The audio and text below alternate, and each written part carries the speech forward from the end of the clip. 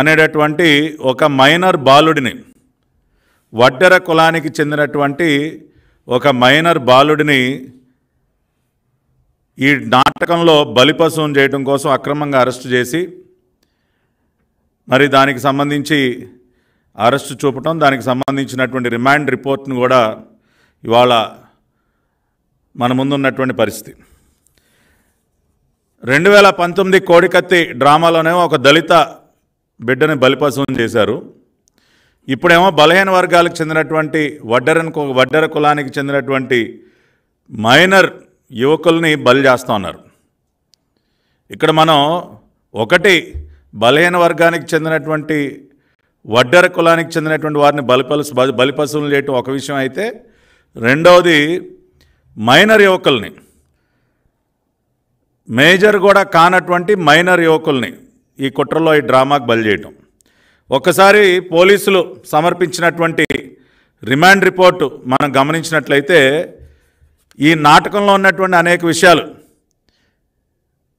వీళ్ళు చేసినటువంటి కుట్రలు ఏ విధంగా ఉన్నాయి కూడా ఈ రిమాండ్ రిపోర్ట్ ఆధారంగానే ఈరోజు మేము బయటపెట్టదలుచుకున్నాం. ముందుగా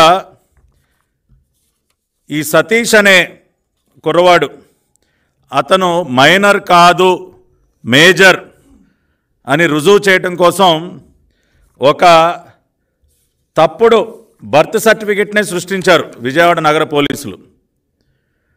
అంటే తాము అరెస్ట్ చేసింది మైనర్ కాదు, ఇతను మేజర్ అని రుజువు చేయటం కోసం ఒక ఫేక్ బర్త్ సర్టిఫికెట్ని రుజువు చేశారు. ఫేక్ బర్త్ సర్టిఫికెట్ని ప్రొడ్యూస్ చేయటం జరిగింది, తయారు చేయటం జరిగింది. ఎందుకంటే ఏ కేసులో అయినా మైనర్ యువకుల్ని గనక అదుపులోకి తీసుకుంటే చట్ట ప్రకారం దానికి కొన్ని ప్రొసీజర్స్ పాటించాల్సినటువంటి అవసరం ఉంటుంది. ఆఖరికి పోలీస్ యూనిఫారం వేసుకుని కూడా వాళ్ళని విచారించడానికి అధికారులకు ఆ రైట్ లేదు, ఆ హక్కు లేదు. చైల్డ్ ప్రొటెక్షన్ యాక్ట్కి సంబంధించి అనేక రకాలైనటువంటి చట్టాలు ఉన్నాయి, వాటిని ఖచ్చితంగా ఫాలో అవ్వాల్సినటువంటి అవసరం ఉంటుంది. అంటే వాటన్నిటినీ బైపాస్ చేయటం కోసం, వాటి నుంచి తప్పించుకోవటం కోసం ఒక మైనర్ బాలుడికి చెందినటువంటి ఏజ్ ధృవీకరణకు సంబంధించినటువంటి బర్త్ సర్టిఫికెట్ని కూడా ఒక ఫేక్ బర్త్ సర్టిఫికెట్ని సృష్టించారు. వాస్తవంగా వీళ్ళు అరెస్ట్ చేసినటువంటి ఈ సతీష్ ఎవరైతే ఉన్నారో అతని ఆధార్ కార్డులో చాలా స్పష్టంగా అతని ఏజ్ కూడా మెన్షన్ చేసింది. ఇది సతీష్కి చెందినటువంటి వేముల సతీష్ కుమార్కి చెందినటువంటి ఆధార్ కార్డు. ఆధార్ నంబర్ 695271604282. ఈ గులకరాయి డ్రామాలో వీళ్ళు బలి చేస్తున్నటువంటి వడ్డెర సామాజిక వర్గానికి చెందినటువంటి మైనర్ యువకుడికి చెందినటువంటి సతీష్ అనేటటువంటి మైనర్ యువకుడికి చెందినటువంటి ఆధార్ కార్డు నంబర్తో సహా నేను చదివి వినిపించా, ఎవరైనా చెక్ చేసుకోవచ్చు. 695271604282. దీనిలో మనం ఇది గమనించినట్లయితే చాలా స్పష్టంగా డేట్ ఆఫ్ బర్త్ ఏదైతే ఉందో 14/4/2006, 14/4/2006 అంటే సంఘటన ఏప్రిల్ 13 జరిగింది. 13/4/2024 ముఖ్యమంత్రి గారి పైన ఈ గులకరాయి డ్రామా ఏదైతే ఉందో ఆ డ్రామా జరిగినటువంటి తేదీ ఏప్రిల్ 13, 2024. సతీష్ పుట్టినటువంటి తేదీ ఏప్రిల్ 14, 2006. అంటే ఈ గులకరాయి డ్రామా, ఈ దాడి సంబంధించినటువంటి నాటకం ఏదైతే జరిగిందో అది జరిగే రోజుకి ఈ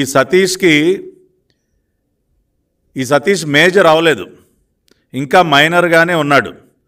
ఈ విషయాన్ని గ్రహించి పోలీసులకు కూడా ఆ విషయం తెలుసు, తాము అరెస్ట్ చేసినటువంటి యువకుడు మేజర్ కాదు, అతను ఇంకా మైనర్ బాలుడు, మైనర్ యువకుడు అని తెలిసి దీనిని కప్పిపుచ్చుకోవటం కోసం ఒక ఫేక్ బర్త్ సర్టిఫికేట్ని సృష్టించారండి. ఈ బర్త్ సర్టిఫికేట్ జారీ చేసినటువంటి తేదీ చూస్తేనే మీకు అర్థమవుతుంది. ఈ డేట్ ఆఫ్ ఇష్యూ 16/4/2024. ఈ బర్త్ సర్టిఫికేట్ జారీ చేసింది కూడా 2 రోజుల క్రితం ఏప్రిల్ 16వ తేదీన. దాడి డ్రామా జరిగినటువంటి తేదీ ఏప్రిల్ 13. వీళ్ళు ఈ బర్త్ సర్టిఫికేట్ సృష్టించినటువంటి తేదీ ఏప్రిల్ 16. ఏప్రిల్ 16వ తేదీ ఉదయం నుంచే వడ్డెర కాలనీకి చెందినటువంటి కొంతమంది మైనర్ యువకుల్ని పోలీసులు అక్రమంగా అరెస్ట్ చేశారన్న బ్రేకింగ్ న్యూస్లు 16వ తేదీ ఉదయం నుంచే మనం చూసాం. ఆ రోజున వీళ్ళు సృష్టించినటువంటి ఫేక్ బర్త్ సర్టిఫికేట్ ఇది, వేముల సతీష్ కుమార్ పేరుతో. అంటే ఎంత నిస్సిగ్గుగా వీళ్ళు ఆఖరికి దొంగ బర్త్ సర్టిఫికెట్లు కూడా సృష్టించి వడ్డెర సామాజిక వర్గం, ఒక బలహీన వర్గాలకు చెందినటువంటి ఒక మైనర్ యువకుడిని ఏ రకంగా ఇరికించారో ఈ సాక్ష్యాల ద్వారానే మనకి చాలా స్పష్టంగా అర్థమవుతుంది. ఇది అతని ఒరిజినల్ ఆధార్ కార్డు, ఇది పోలీసులు సృష్టించినటువంటి ఫేక్ బర్త్ సర్టిఫికెట్. దీన్ని ప్రజలందరూ కూడా గమనించాలి.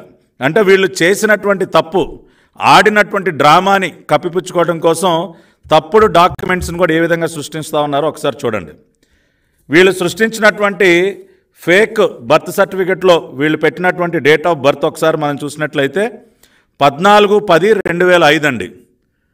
వీళ్ళు తయారు చేసినటువంటి ఫేక్ బర్త్ సర్టిఫికెట్లో సతీష్ అక్టోబర్ 14, 2005న జన్మించాడని చెప్పి వీళ్ళు రాశారు.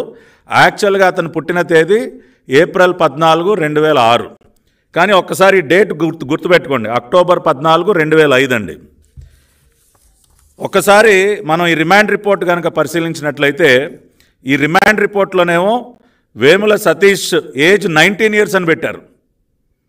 అసలు వాస్తవంగా దాడి జరిగిన రోజుకి అతనికి 18 సంవత్సరాలు కూడా నిండలేదు.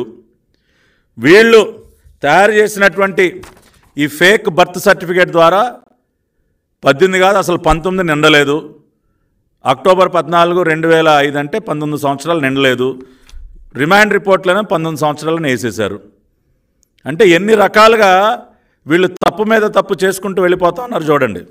ఒరిజినల్గానే అతను 18 నిండలా. వీళ్ళు తయారు చేసినటువంటి ఫేక్ బర్త్ సర్టిఫికేట్ ప్రకారం 18 సంవత్సరాలు నిండినట్టు చూపించారు.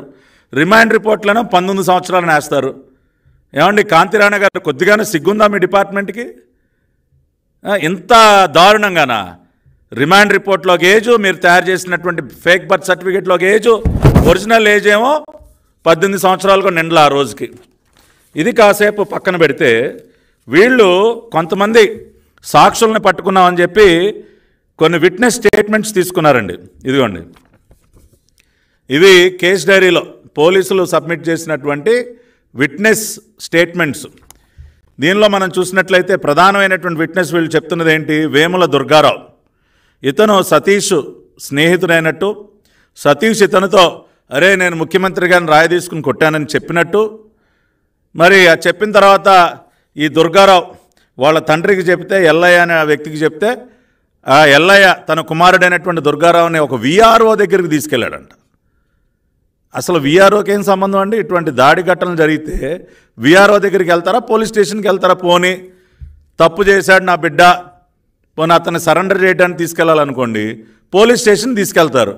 ఎవరన్నా